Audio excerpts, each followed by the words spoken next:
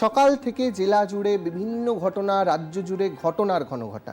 প্রসেনজিৎদা, কালকেই আমরা আলোচনা করছিলাম বিভিন্ন কোর্টে, বিভিন্ন আদালতে বোমার হুমকি পৌঁছেছে, এবং আমি আপনাকেই প্রশ্ন করেছিলাম এটা কি নিছকই হুমকি, এবং আজকেও এই রাজ্যের কয়েকটি আদালতে যেমন সেই হুমকি মেল পৌঁছেছে, ঠিক তেমনি পড়শি রাজ্য ঝাড়খণ্ড ধানবাদেও সেই মেল পৌঁছেছে।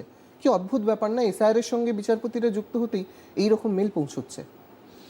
না বেদান্ত, যদি এটা নিছকই একটা খেলার ছলে কোনো মেল কেউ করে থাকেন, তাহলেও কিন্তু বলতে হবে যে বিষয়টা আর খেলার ছলে নেই।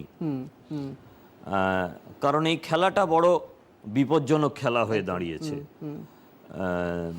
তার কারণ হচ্ছে যে পশ্চিমবঙ্গের এসআইআরের সঙ্গে পশ্চিমবঙ্গের বিভিন্ন আদালতের বিচারপতিরা এবং আদালতের অন্যান্য যে সমস্ত বিচার বিভাগীয় অফিসাররা রয়েছেন তারা যুক্ত হয়েছেন। ঝাড়খণ্ডের বিচারপতি এবং বিচার বিভাগীয় অফিসাররা, উড়িষ্যার বিচারপতি এবং বিচার বিভাগীয় অফিসাররা যুক্ত হতে চলেছেন।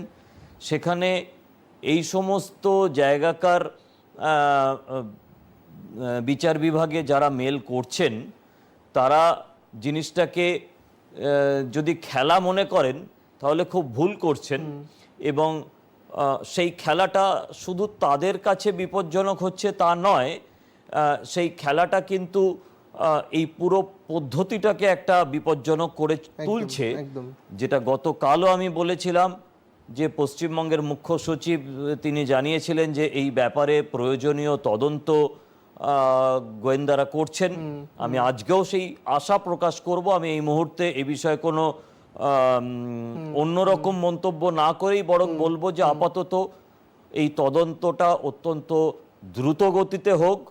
যারা এই ধরনের কাজ করছেন তাদেরকে অতি দ্রুত গ্রেপ্তার করা হোক এবং তাদের পরিচয় প্রকাশ্যে আনা হোক, এবং তাদের পরিচয় চেহারা প্রকাশ্যে আনা হোক। একদম মানুষ দেখুক যে তারা, বিশেষ করে যদি যেটা আমরা জানতে পারছি যে